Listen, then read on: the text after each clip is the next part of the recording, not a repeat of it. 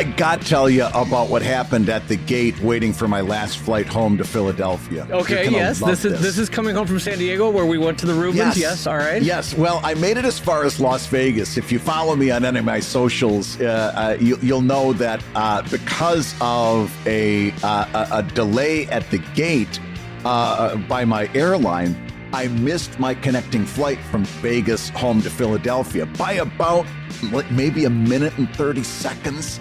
I arrived just in time to see that little device pull away from that you walk through, the portable walkway. I saw that pulling back. So I said, hey, when can I get on the next flight? And they said, no problem, sir. We're going to get you on the very next available flight. I said, great. What time does it leave? They said 10 o'clock tomorrow night. It was currently 9 o'clock that night. So I had a 25 hour layover. Oh. Yeah. So I wandered around Las Vegas. I tried to gamble, Dave. To spend just to pass some time. I took a $20 bill out of my pocket and walked up to one of these machines, and I start looking at the buttons on the machines, and I realized I don't know what the buttons mean. I can't figure out what they mean. I don't know what to push. I don't know what.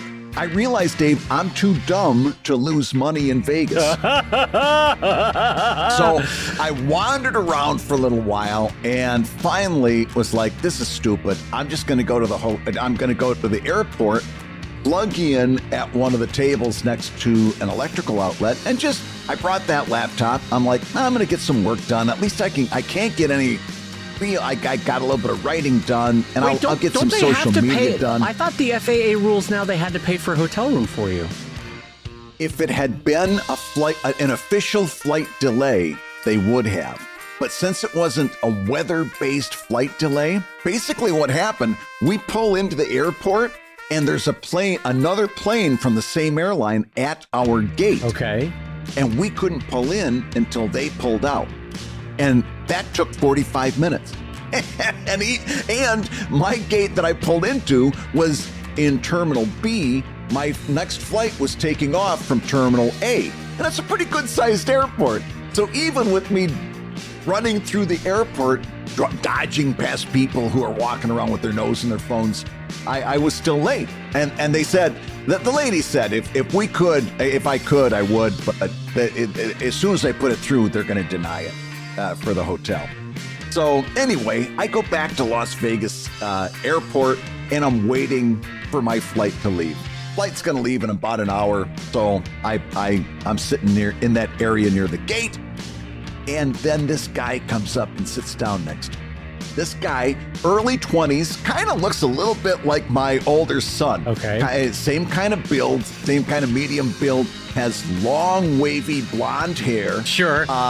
But he's wearing these heavy work pants, like heavy denim. And you can see there's like cuts and stuff worked into them. And it's not like, the fancy cuts that you pay extra for to look like you're walking around in cut jeans. This is a working guy. And he's got a heavy work shirt on. It's also all banged up. And he's got a heavy, even his baseball cap was made of substantial material. He's got work boots clipped to his backpack. Big fireman boots. Sure. And he's sitting, he plops down next to me. And I look over and I swear to God, he was coated in gold glitter from head to toe. And I don't mean just like a smattering of gold glitter, like maybe he had been to a bachelor party the night before. He looked like he blew C-3PO. He was coated in gold glitter, and he's leaving a trail of glitter wherever he goes, like the Tooth Fairy or something, right? So I sit next to him for a little while, and finally I just turned to him out of the blue and I said, listen, you can tell me to mind my own fucking business, but I gotta know, what's with the glitter? And he turns to me and laughs and ends up telling me a story. We end up talking for the next 30 minutes. Tells me a story. Dave, have you ever seen these guys that do sculpture with chainsaws. Like ice sculpture kind of thing? Ice sculpture, wood sculpture, but they use a chainsaw to do it. Sure. This is what this guy does. He's discovered it. He's become... listening to him talk about chainsaw sculpture is the same as listening to you and me talk about comics. He is obsessed with it, and he wants to do it for the rest of his life. And he had spent the summer studying under this world-famous chainsaw sculptor all summer. And today was his last day. And because he's got long, flowing hair, they had this thing where every time they walked past him, they would stick the leaf blower in his face and go and make his hair go right. Like they would just do that all summer just to kind of F with him, right? And as a big send off, they said, "Oh, we want to do the leaf blower thing, just one last thing before you leave for the airport." And he said, "Yeah, sure, fine, whatever." I'm sure they were, doing the usual revelry that you do on the last day of a thing like that. And he showed me video.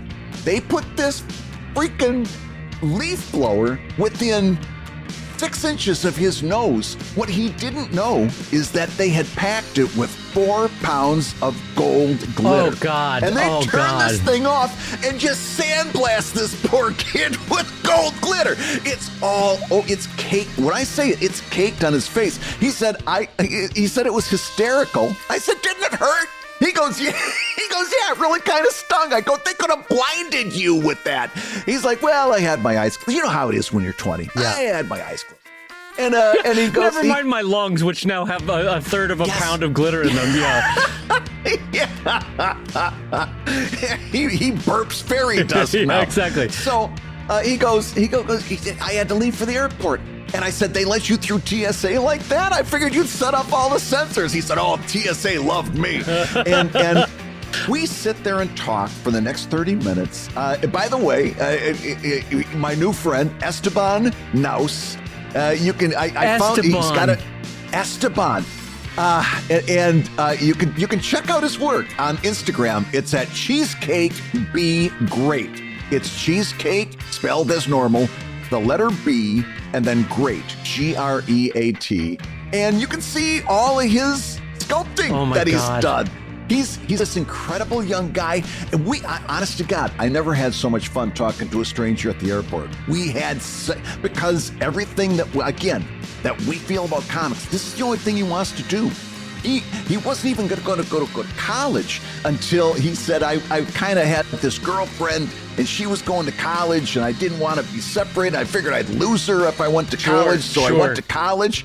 And he goes, "You know what happened next?" And I said, "Yeah, I know. You broke up freshman year." He says, "Yeah, but he found out I really liked college," he said. So he finished college and he discovered this chainsaw sculpting. And he's been all over the world doing internships and apprenticeships and competitions. By the way, he doesn't call it an art. It's a sport. He says, "This is the sport I want to do for the rest of my..." I go, "Sport?" A sport? He goes, "Yeah, it's a sport." Well, think about it. When you see the chainsaw is as long as his body. Yeah, it's a really specific chainsaw. You're right, and they come to a point kind of a thing. I've seen. Yeah. Yeah. And I said, and evidently there's a risk of injury there, but he says it's actually when we start to use the smaller tools that you really cut the hell out of yourself, as evidenced by the clothes he was wearing, Yeah. But yeah, Esteban Naus, my new friend who's a chainsaw sculptor, was covered in glitter in the point. Imagine what you see in a Vegas TSA line going home. Yes. Imagine what they've seen. I mean, I've told you this joke before, but my wife and I, Gloria was given a talk in Vegas, and they put us up in some hotel, and I'm on the elevator, and I swear to God this happened, right? So a man and a woman dressed for a wedding, ding, get on floor 23, right? And you go, "Oh, congratulations, going to your wedding." Elevator continues down, floor 21, ding, 2 girls in bikinis get on, ding, door shut, right? Elevator goes down, 2 more doors, ding, doors open up, like 4 huge nerds that were part of the American Pen Association, like Bic and, God. like, I don't know what they're doing. They're going to some convention, ding, doors closed. Ding, doors open back up again on like floor 18. It's a bunch of the drunkest guys you've ever seen for a bachelor party. I'm like, only in Vegas do you get these hotels. So like, imagine the TSA line when behind Esteban there, covered in glitter. Yeah. Can you imagine being in that elevator? It's almost like you're in a setup for a New Yorker cartoon. You know, all you need is one guy standing there saying, I suppose you're all wondering why I called you here together. And on that note, I'm going to say hello, everybody, and welcome to ComicLab, the show about getting covered in glitter and making comics. And getting through TSA and making a living from comics. I'm Brad Geiger, the editor of the Webcomics Handbook on Substack and the creator of Evil Inc. And I'm his pal Dave Keller, cartoonist of Drive and Sheldon and co-director of Stripped. And this week's hour of comics advice is made possible by your support at patreon.com/comiclab. So Dave, let's talk comics. Let's talk comics, my friend. Did you ever hear the story, by the way, of like a reporter that tried to track down the global supply of glitter? No. Because the output did not match the merchandising levels of glitter, right? And so they were like, well, where the hell is all this glitter going? And it turns out that the vast bulk of glitter is being bought by the U.S. military. And they think it's for anti-missile technology, like one of those things that explodes and draws the missile towards it. Oh, really? I think that's what I'm half remembering the story. But anyway, that's Dave Kellett's half-remembered story that he read 3 years ago in the New York Times. A specialty here at ComicLab, Dave Kellett's half-remembered stories. Oh boy! Oh. Well, at least it's not a half-remembered movie reference like the last show. By the way, we got to talk with our listeners for just a second, my God. Because we found out something about you listening to the show. Because what you don't know is what most of you don't know is that we told you the name of the movie at the end of the show, but we've been doing a stinger. We call it a stinger at the end of every show. Go back over, what has it been, 350 shows? 350 shows, after we do the outro where we say, you've been listening to Comic Lab, blah, blah, blah. Comic Lab is made possible by your support. The music fades out, and then we do a stinger, which is usually a little funny bit that we do at the end of the show. 15 seconds, 20 seconds, yeah. You guys haven't been listening to any of those because we had dozens and dozens of people screaming on the Discord saying, it was The Arrival. You guys are trying to think of The Arrival. And Dave goes, well, now we know. Nobody's listening to those stingers. Which is kind of a heartbreak because I not always, but there's a good chunk of them where the best joke in the show is in the stinger. Like by hook or by crook, it ended up being that's the funniest moment. So if you haven't previously been listening to the very end of the show, those are very often our funniest jokes, and now we know that you're not listening to them. You guys aren't listening to any of it. Well, listen, it's going to be on my bucket list to start coming up with better ideas for podcast publishing, but you told me earlier that you've got a new bucket list. Well, yeah, so coming out of the Reuben Award weekend, because, we often said, like, well, not often, but in recent years, we have been saying that our bucket list is just to keep doing what we're doing and that we don't want to retire. Those have sort of been the two truisms that Brad and I have been saying, is that we don't want to retire from cartooning because it's really satisfying life and it keeps you alive longer, but also that our bucket list is just to do this for one more year and then one more year and then one more year.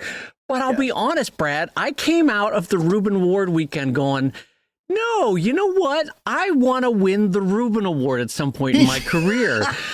And I realized that there's no reason to be falsely humble about it. I want at some point in my 60s probably to win the Reuben Award, which is this big, gigantic award that was designed by Rube Goldberg. It was actually originally a lamppost that he had. And I think Milt Caniff said, like, let's turn that into the award. And so they recast it and put an ink top at the top, and and it weighs as much as the Emmy, the Grammy, and the Oscar and the Tony put together. It's gigantic. I held Hillary prizes this year, by the way. Congratulations, Hillary, again.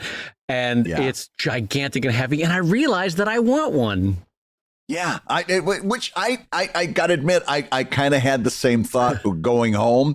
It's like, I really want one of those awards at some point because it's kind of like it's something to shoot for. Yeah. It's an accolade. It's something that kind of proves that you were here on the planet, even beyond the body of work that you leave behind. Right. I got to admit, I was very envious of that award when I saw it. I didn't allow myself to hold it. Because I know just with my luck I'd be the one to drop it. But I did go up and touch it. I did have to put my finger on it because it's an immense piece of achievement. And listen, it makes me even more upset about last year. That's all I'm going to say about that. Although Jeff Keane put it a lot better than I could have put it. But I got the same thing. So that's also a new on my bucket list. Is there anything else that's on your bucket list that wasn't there before? Yeah. So once I cracked the door open for what I'd really like to achieve, it's sort of that came in as a floodgate. And I'll tell you what I came up with a list. And here's my idea. Before I tell you what's on the bucket list, here's my idea for what I think I would like to do. There is a local trophy shop, a physical trophy shop where you go in and you order for a baseball team. Like I need 30 little awards with baseball guys so I can pass out to the kids or whatever, right? So I want to go in and get an 8x10 plaque made that literally has my bucket list items written on the plaque so that I cannot back out of it. I cannot skirt what I've set as my bucket list goals. And then I want the plaque designer to cut a little hole in a checkbox next to each one. And I will physically tack a tack in each time I achieve one of them. You know what I mean? Because I love the idea of the permanence of it. And I also love the idea that I can sort of check one off as I get it done with a big comically red, push pin or something. Right. So anyway. So the number one on the list, I want to win the Reuben Award at some point in my life. That would just be, it'd be so cool. It's going to take another 10 or 15 years, but that would be so cool. That's the big enchilada for childhood me. The other one is, let's be honest, I do want to win an Eisner. I don't know why. Every year I submit, and there's a reason why I submit, because I want to win one. And darn it, I don't know that I ever will.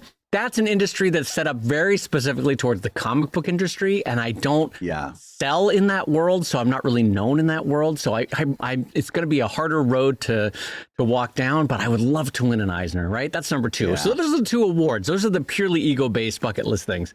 Yeah. And then, Brad, now that I've cracked the thing, I realized the other big thing that I would love is I would love one independent book. I want to set the stage for this. All of my books have been, aside from How to Make Webcomics, have been independently produced, meaning self-published. And because they're done that way, I can make a great living based on selling 1,000, 2,000, 3,000 copies of a book, right? It's a great living, but I never really do gangbusters on a single book. So it'd be fun to have one book in my career that sells 20, 25, 30,000 copies. You know what I mean? You could crunch the numbers in your head, Brad, knowing the cost of goods sold of a book that you printed at a volume of 30,000. That would be amazing profit. And God, it would just be fun to have one book sell 20, 25, 30,000 copies, right? That's sort of a bucket list of mine, is just have one that goes huge in a way that none of them have ever previously gone.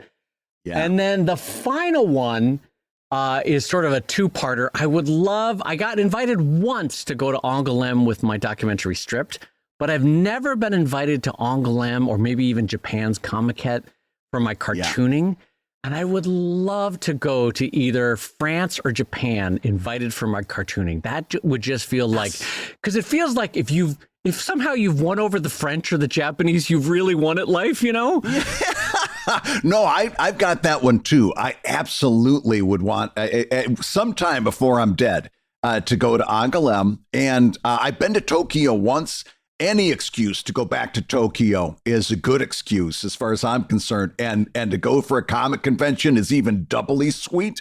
So I sign off on that 110%. And also, just to mention that 3 out of your 5 bucket lists all have to do with leaving a legacy. It all has to do with either an award that becomes your legacy, or let's face it, selling 20, 30,000 books, that's legacy too. God, you're right. A lot of your bucket list has to do with legacy. I can't argue with that. That's true. They're all legacy ones. What do you say? Okay, let me ask my friend. What do you think that psychologically is saying about me right now? I think it means that you turned 50 just recently. Oh, you rat bastard. You're right. I think we, well, listen, it takes one to know one. I'm way ahead of you on that score. And I absolutely have those thoughts. It's like, what's going to happen after I'm gone, and who's going to remember me and stuff like that. And obviously the first on that list is your kids, and your family, that kind of thing. You leave the most lasting, the most important kind of legacy through that. But also just being the people that we are, we'd like to leave a little bit more than that. And that's us.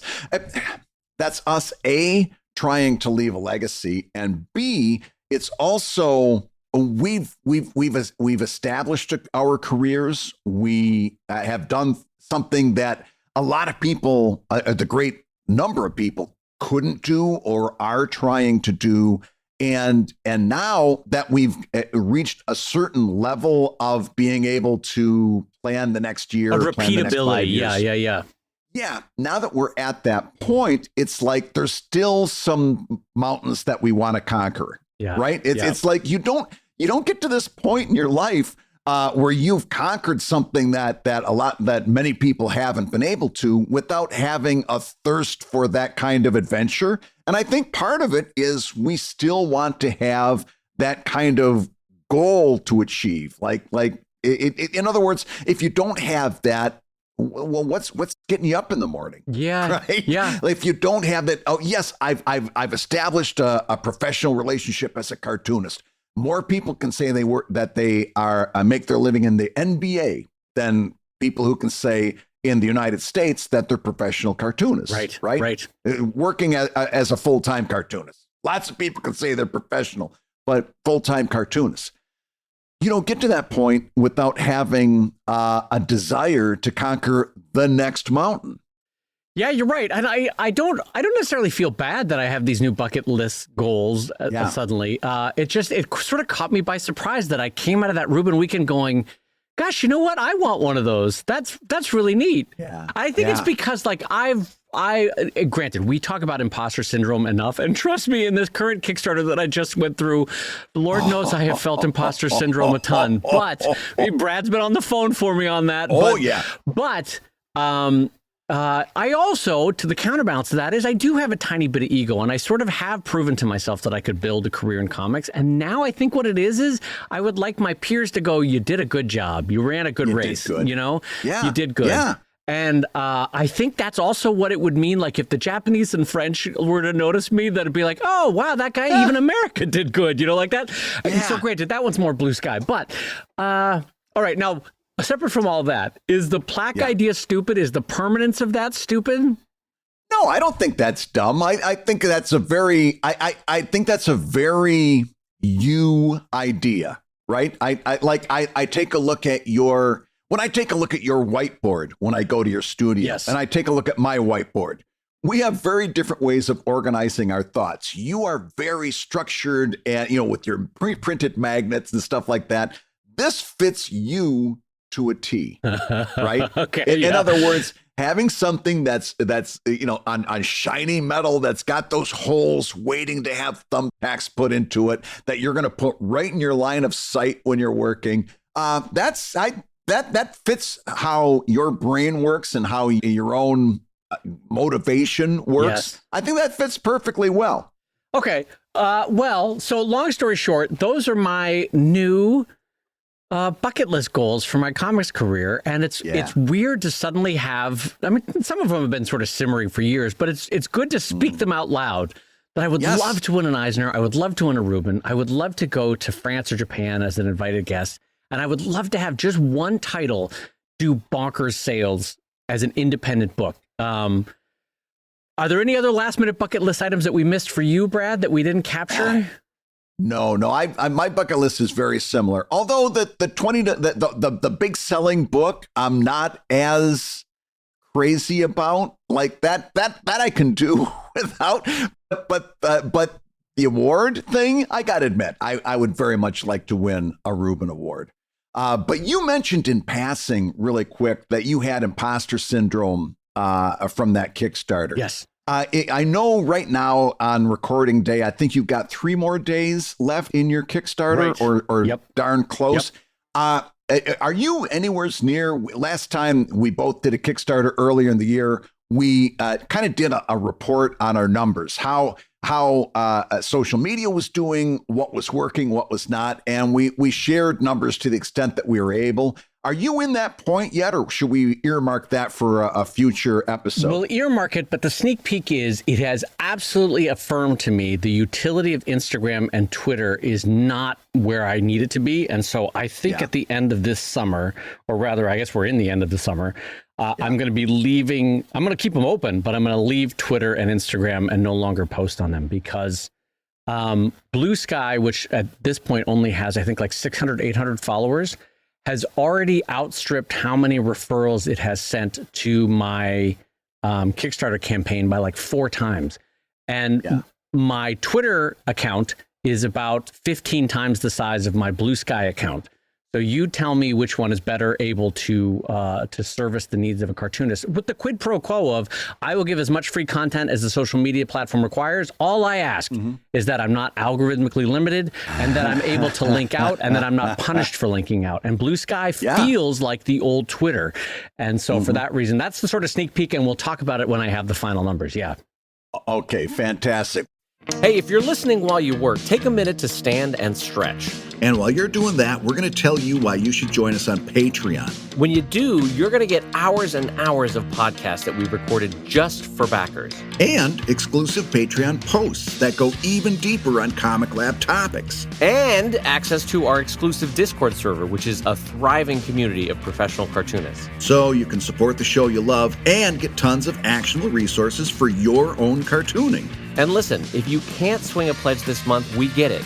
No worries. Yeah, listen, you can still support the show by rating us wherever you get your podcasts. Just leave a 5-star review and a few kind words. That, along with mentions on social media, is incredibly helpful. Now, everybody, let's talk comics.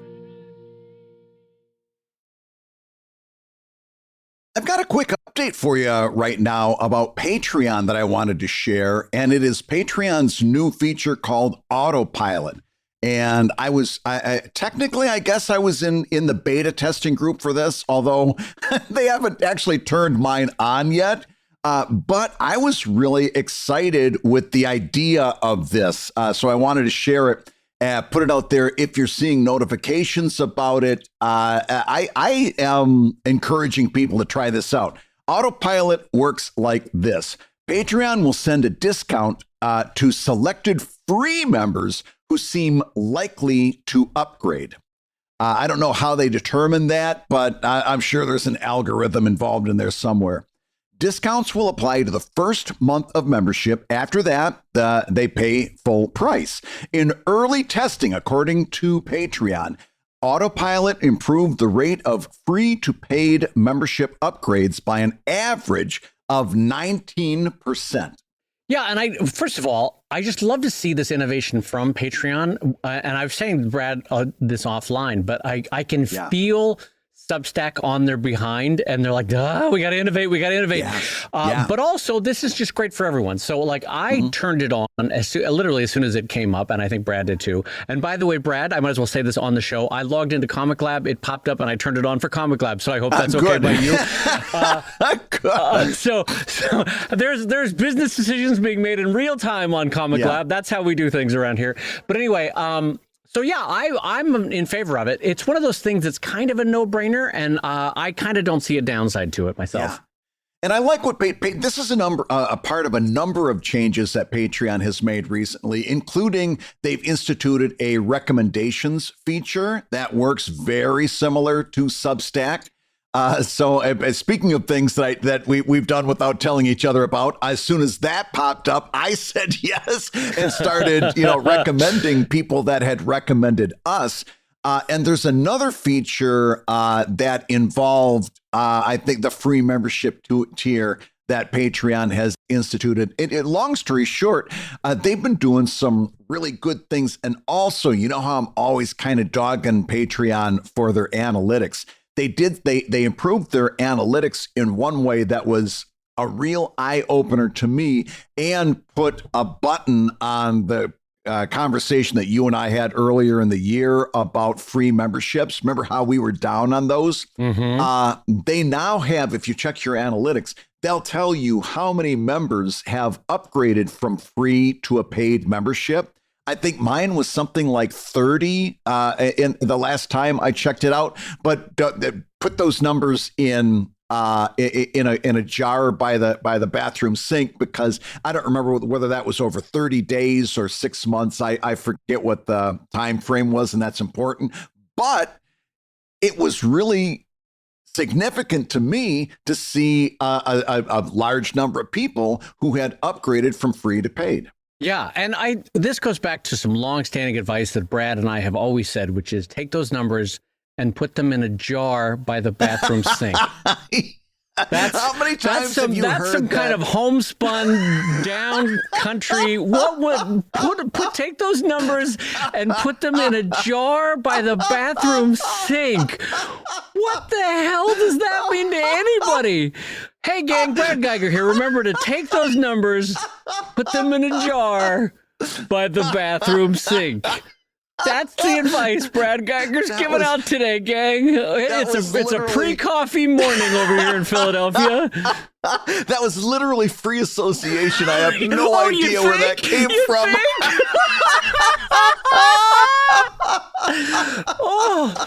Take those numbers, put them in a jar by the bathroom sink. Oh my God! And on that, but anyway, both Brad and I co-signed this idea of signing up for the new Patreon feature. I have not yet seen any specifics coming out of it, but it kind of is a no-lose situation. I feel like this matches what I perceive to be consumer psychology, which is the sort of like, you go to people with whom algorithmically it's worked in the past, and why not offer it? And as I've always said with Patreon, with the way they try to test these things is good with their beta testers. And also, I've seen some of the data, having gotten a sneak peek. And I've taken their data into my own career, and I put it in a jar by the bathroom sink, and I found it to be incredibly helpful. Listen, one thing we have to take out of the jar is a question from one of our Patreon backers, because if we don't start answering questions, people are going to get mad. I'm sorry. By the way, I'm sorry, my friend, that I give you grief like that. I'm not a good friend. I'm not a good friend. All right, well, let me jump into our first question over at patreon.com/ComicLab. This comes in for our pal Rob, and Rob writes, "Hello, Brad and Dave. I draw a bunch of different comics and post them all under the same title. Sometimes they're autobio comic strips, sometimes it's a sword and sorcery style gag strip, sometimes a sci-fi short story or a 12-page one-shot. You get the idea. Switching between them keeps me engaged as a cartoonist, but even though I've been doing this for many years, building an audience has been really slow going. I update regularly with stuff I'm proud of, but I suspect the audience never knows what they're going to get, which could be off-putting. I want to build an audience, so do I pick a lane? What do you recommend, Brad?" Yeah. Well, listen, this is one of those times that you can see as the person's writing the question, they know the answer. And the answer is, if you're writing something that on one day is one thing and on another day it's something so drastically different, and you listed 4 or 5 things there that were all night and day from each other, deep down that you can't possibly build an audience that way. You just can't. And it goes back to our conversation of branding earlier, that turned out to be one of our more popular shows. And I think maybe we need to talk about branding more often, not necessarily so much as marketing, but just to understand who you are as an artist. That's kind of what goes into the first step of branding. And it sounds like you haven't decided what you want to be yet. And that's a problem. Because how can I follow you if you don't know who you are?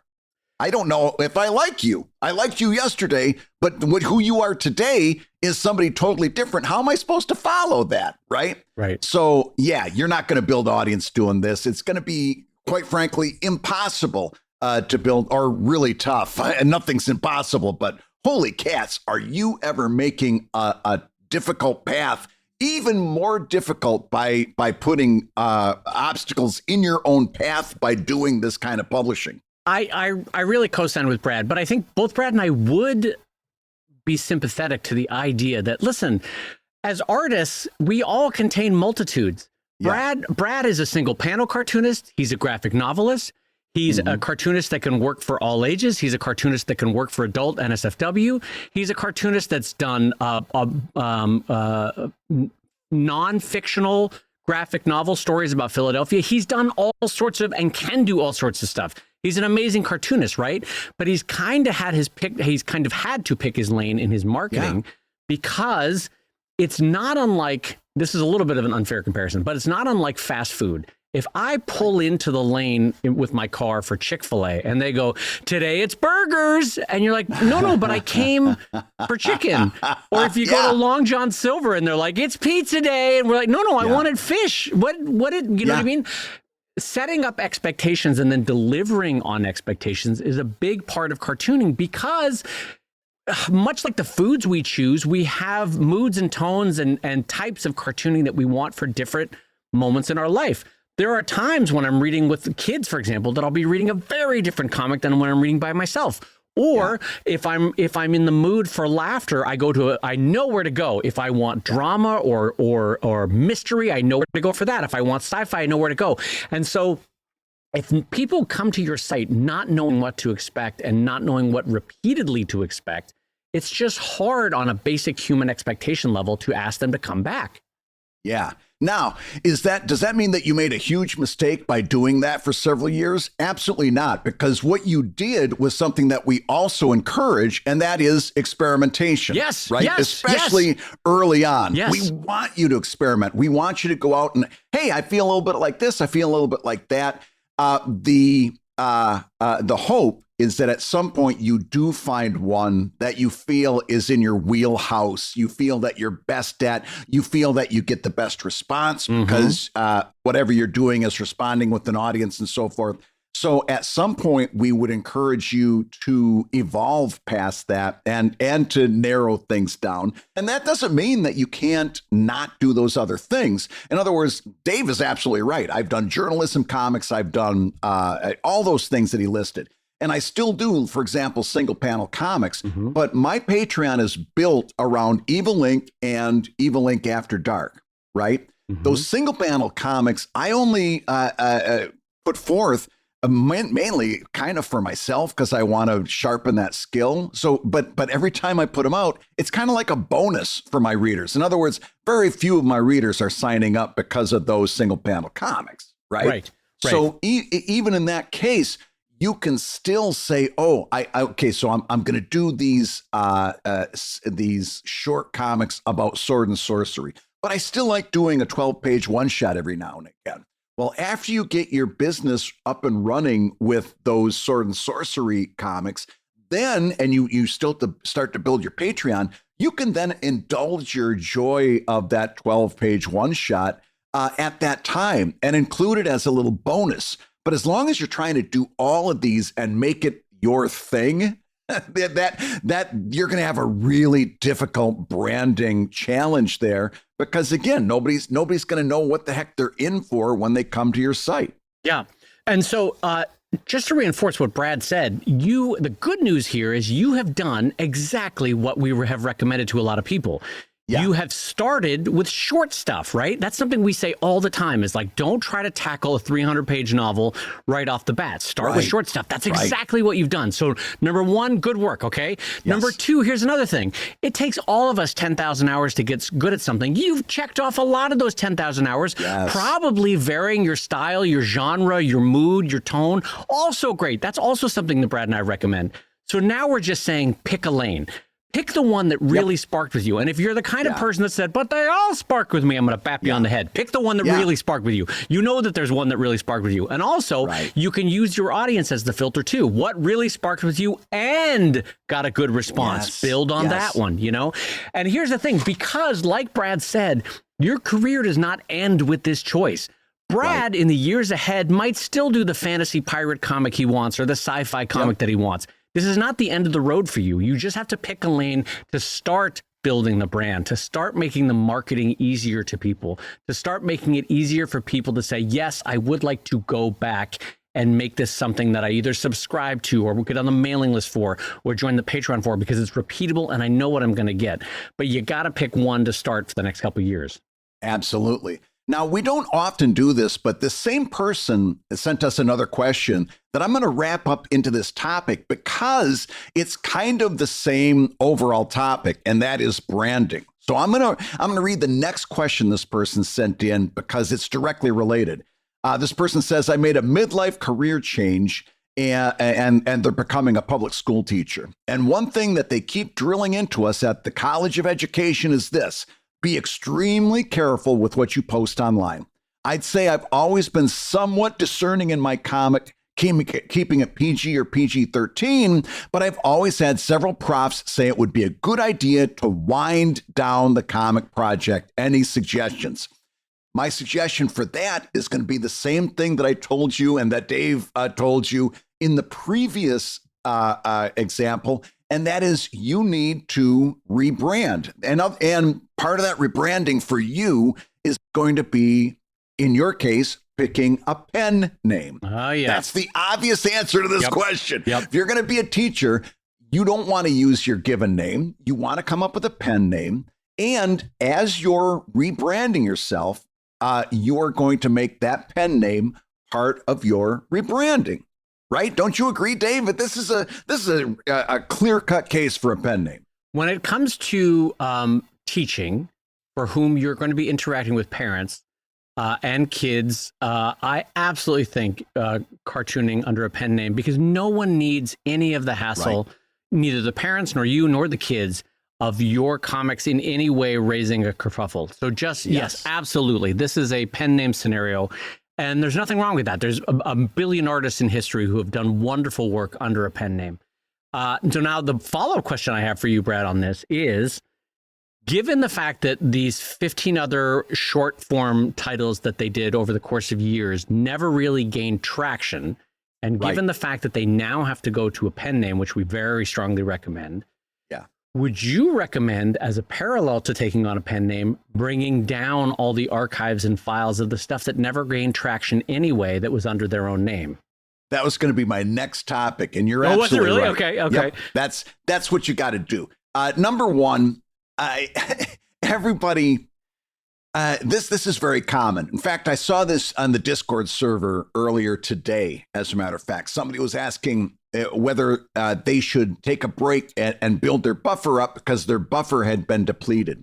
And there's somebody who just started doing a comic this year, right? This very, very early. And this person is torturing themselves because, and this is a direct quote, I don't want to lose what little momentum I have, right? So they're facing maybe posting substandard stuff that they rush through to get done. Because they're so wound up with that momentum that they've got. Right. We are all, and it's very natural, it's very normal to be concerned with momentum. And I'm sure this question asker that's writing today's letter is worried about whatever momentum that they've got behind this thing, that people aren't going to know where to find his stuff if he starts publishing under a new name. And I got to tell you, I really do believe this. Any momentum that you may lose by doing either one of these things that we're talking about, either a pen name or taking a break to build your buffer back, any amount of momentum that you're going to lose is going to be gained by you posting good work. That is a momentum builder. Yes. Posting great work will build back any of that momentum that you think you've lost. And all those people that you think are reading this comic, that's one thing that we're going to, instead of going through this, let's just call it a Jekyll and Hyde comic. One day it's one thing, the other thing it's another, right? Any momentum that you think you're losing by stopping this Jekyll and Hyde comic and taking them all off web, which I suggest strongly as well, you're going to gain by doing focused, good, well-branded work and putting it out there on the web. You're going to catch right up. And and by the way, I'm not gonna like point this out and make you embarrassed, but just between you and me, that URL that you got with that name that you came up with that you think is great, get rid of that too. That's a that's a horrible name. While you're getting rid of things, get rid of that name. Come up with a pen name, think of some better branding, think of something clearer that people can figure out when they see it. This is a chance, if you really want to do this, to make a clean sweep, get rid of all of that stuff. And don't worry about the momentum that you're going to lose. You're going to build that back by doing focused, good quality comics. I co-sign all of that. And what a clearinghouse of advice from Brad Geiger on 3 or 4 different questions in terms of like, how many titles? Do I do a pen name? Do I use this URL that I have? No. And Brad's like, nope. Okay. It all comes down to kind of the same issues, doesn't it? Yes. It's about now you are choosing a lane. You're focused. Yes. You're focused under a pen name, which, by the way, also allows for a certain amount of creative freedom in the sense that if something veers a little bit more off of PG-13 to R, it's fine because it's under a pen name and all the other stuff will be taken down.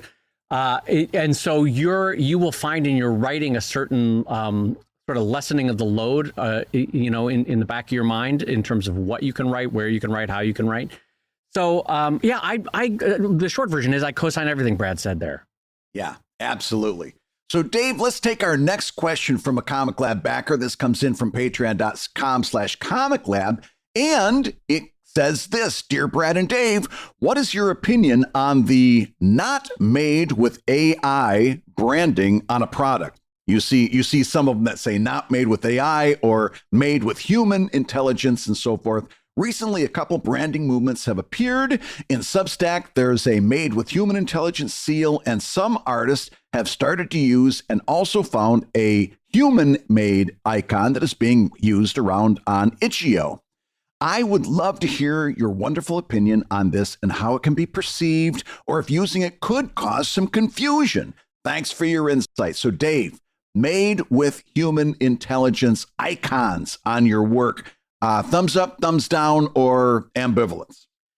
I'll be 100% honest. In general, I'm ambivalent on it. Like, it's fine if you want to do it. I won't do it with mine, even though mine is 100% human made and there's no AI involved. I almost want to turn this back to you right away because I want to say, like, am I wrong for kind of not caring? Like, I will not and do not use AI, aside from some experimentation that we all did when it first came out, just to see what it could do. But I won't use AI. I don't enjoy the process. I actually find it slows me down rather than speeds me up. But I don't know. Let me flip it around. So no. The short answer is no. I won't be using that tag. I feel like if I did draw myself with made with human intelligence, I'd draw myself looking like a doofus and not very intelligent, and that would be funny. Yeah. But what do you think? Will you be using a made with human intelligence badge, Brad, on your stuff? No. And I have a hard time believing that everyday people really care one way or another. It's something that artists feel passionately about. Yeah. But even watch, like I've been on Substack recently, which is writer dominated, right? Right. And you will see writers who are very passionate about being against using AI for writing. And they will use an AI image to put at the top of their Substack post at the drop of a goddamn hat. They have no problem with using AI art, but don't you dare use AI writing. And I also know artists who have no problem plugging a prompt into ChatGPT. We're very fickle that way. We're passionate. Don't step on my toes. But that artist over there, that creative person, you can step on theirs all you want. I'll put you'll see tons of AI art on stuff that writers post on Substack. It's really quite confusing to me. And if we can't even toe the line as artists, as writers, as creative people, if I as an artist can't say, well, no, AI writing is bad. If you as a writer can't say, no, AI art is bad. If we can't get it straight, what makes you think that everyday people who don't fucking care are gonna look? It's all they care about is it good? Am I interested? Am I entertained? And they're going to scroll right past. Remember, they've got a near infinite supply of content on their phones Do you really think they care where this comes from? All they care is, did it entertain me? Do I think it's good? They don't care where it comes from. I guarantee you, your average person out there doesn't care. And I mean average person, not a person with a connection to creative process. Your person who is a creative consumer, not a creative creator. They don't care. So no, I'm not going to do this. And I'm going to warn you, if you are going to make one of these freaking icons, not that I think it's a perfectly good thing. But here's conversely, do I think it's going to hurt? Nah, I don't think it's going to hurt. Except in this case, if you're going to, a lot of these icons set type on a curve. You know what I mean? It's a circular icon. And so the words take place over a circular baseline inside or outside of that icon. And it'll say made with human intelligence. And the type is on a curve. Here's the problem. I know where you're going with this. Here's the problem with that. It is insanely difficult to do good typography on a curve. Even if you're doing digital typography, 9 chances out of 10, some of those character pairs have to be hand-kerned. You've got to have Nate Picos level typography. Right? Even to say typography, you've got to have Nate Picos level typographical skills. Good God. To put a word on a curve. Yes. And if you're hand lettering it, heavens to Betsy, I guarantee you're fucking it up because you don't have, 99% of you don't have those skills. And as a result, a huge amount of those made with human intelligence icons look like shit because you can't you can't do that hand lettering on a curve without having really, really excellent typographical skills. And even if you're doing it digital, it's tough. And as a result, here's the thing. I don't have to know much about art to know what I like, right? That's the old axiom. I don't know art, but I know what I like. But typography screams when it's poorly done. Yeah. Even that person I was just talking about who really doesn't care whether it's made with AI art, if they see something that's lettered crappy, they know that something's off. They might not be able to put their finger on it, but they know something's off. And all of you folks who have hand lettered made with human intelligence logos that are poorly lettered, you are hurting all of us. You're hurting all of us. Sit down before you fall down, for Christ's sake. If you've got an H, and you know that crossbar in the H that connects the two standy up ones. Yep. If you've curved that line because you think it needs to curve with the baseline, find your mom and tell her she raised an idiot. This is bad typography, and you're making us all look bad. So yes, if you want to do a made with human intelligence icon, by all means do it. But if you're going to set type on a curve, please do me a favor. Do it right. I have to share this because it's super related to this. A couple years ago, do you remember, it was like 5-6 years ago when Space Force was first incorporated, right? Yeah. So Space Force released their badges, and as is true with a lot of military branches, that there's a lot of circular badges, right? And then they had a subset, which was Collections Intelligence Space Force. And I remember just happening to see this badge because these are ostensibly, I mean, they're all like Ivy League trained men and women that are now in Space Force. And the badge, the kerning on this curve, Brad, looks like someone brought it into Microsoft Word. And I was like, you're flipping Space Force. Take a second. Somebody get the Illustrator out and figure out how to put text on a curve. I swear to God, I almost emailed them and said, like, I know some people that could fix this for you. Don't make 10,000 badges for this real quick. Yes. Just let us fix this because I was so disturbed that, like, Space Force looks like idiots with this stupid badge that it didn't kern right. And I'm sure they're all wonderful people. Like it's a very specific skill set to set type on a curve. Anyway, all that being said, I've seen the ones that Brad is referencing where it looks like made with human intelligence, and you're put the beard down and stop trying to kern on a curve. Like, and before you send me all these icons that do have curved crossbars, yes, I know there are certain instances in which it can be done. There's certain fonts that accept that. I know there's outliers. But I'm telling you, don't do it. Don't do this freaking type on a curve. But also, I really want to come back to this point, though, because I think there's a lot of truth to this. Yeah. Is when people say, like, don't you dare do writing by AI, but it's okay to put an image, or don't you dare do an image, but it's okay to do my resume using AI, because it's very much rules for thee, but not for me kind of a scenario. And I feel like if you pressed a lot of artists, they'd be like, oh, I'm fine with AI replacing this or that job that I've never heard of before, or that I never would have considered for myself. But don't you dare come for art. And there and I'll be honest, I'll put myself in there so that other people don't have to be put on the spot. I have my own hypocritical nature about how AI can and can't be used. I'm a hypocrite. I don't want it to be used for art, but I'm fine if it does basic functions of human society. And yet that might replace jobs. And that's the way people feel about art. They're like, I got the job done. I did some AI plugins and I got this prompt. And then now I have an image for my Substack, and who cares?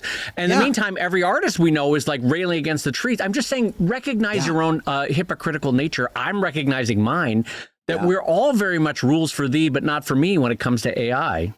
I've seen it happen so many times. Somebody uses an AI illustration for a book cover, and they'll get called out on it. And they'll say, and by the way, this is not wrong.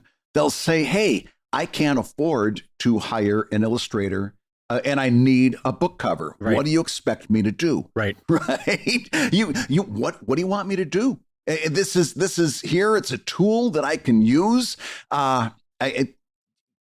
It's a perfectly fair point. What do you expect him to do? But and certainly you don't want him to do a book that's all a typography cover, because that's also a problem. We've seen Space Force at work there. So we get it. We get it. None of these are easy examples. And believe me, if they come up with a artificial intelligence that is ethically sourced, right? It's which eventually they will, maybe, Yeah, that's what I'm looking forward to. Like something that, okay, they paid for the copyrights that they're infringing currently, and they're paying to have use for this. And even that, you and I both know logically and rationally, it's not going to be something that actually helps the creators. But if they had an ethically sourced AI, I could sign off on that so much more easily. But until then, like Dave says, unless you're literally becoming a Luddite on this issue, you're a hypocrite just along with the rest of us. And I think, tell me what you think about these next 2 points, because I think they're right.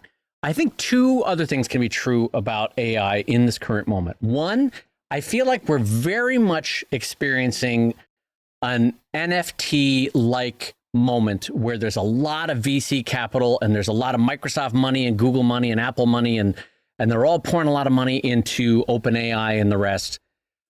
But I do think, given the extraordinary costs and energy requirements of AI, I think there's going to be a big pulling back, and frankly, a lot of wasted VC money on AI.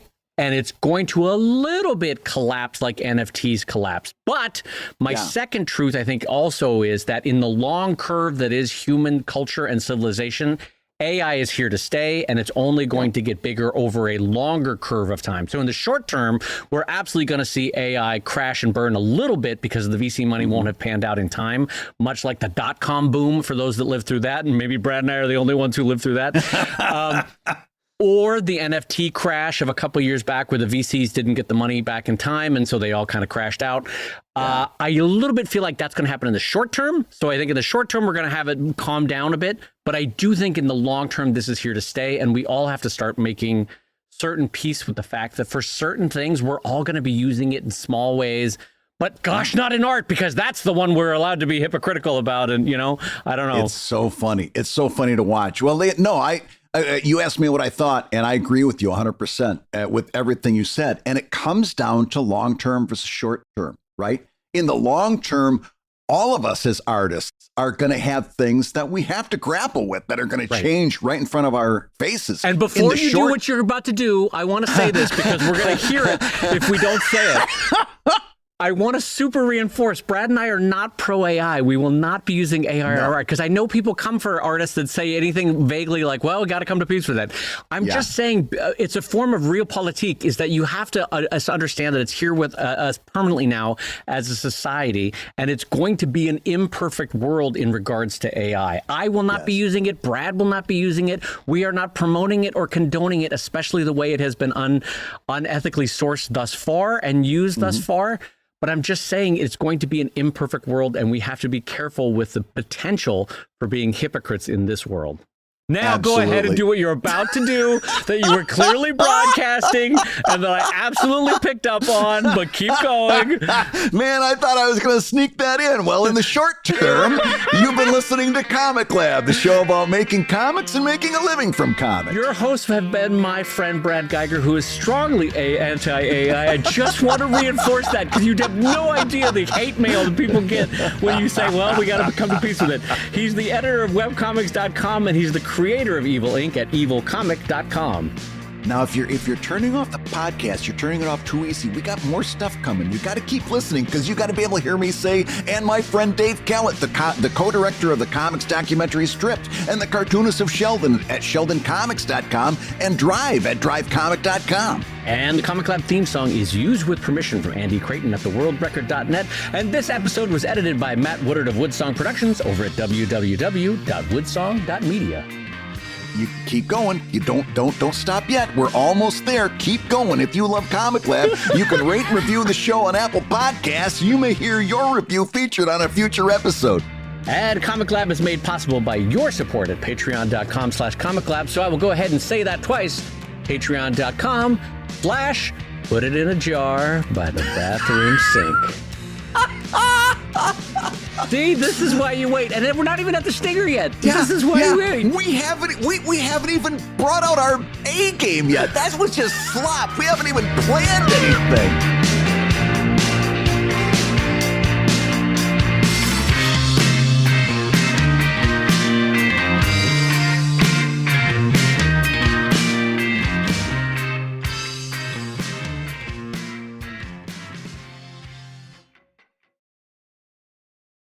So for me, it's fun to imagine the little mouse running on the wheel in Brad's brain, like trying to want to just put that point aside and say like, yeah, just forget about those numbers. But he starts the sentence, right? So take those numbers, and this is where the mouse starts to panic and run on the wheel so fast. But the wheel is like, you can see the sparks. It's like breaking off of its hinges, and the mouse is like, oh shit, oh shit, oh shit. And then out of Brad's mouth comes, put them in a jar. And you're like, oh, that doesn't really do anything. Where can we go from here? Put them in a jar. And what's a useless place we could put that jar? And put it by the bathroom sink. And then the mouse just drops dead on the wheel. Like, I got nothing else. That's the best I can offer. My whole skull is just littered with dead mice.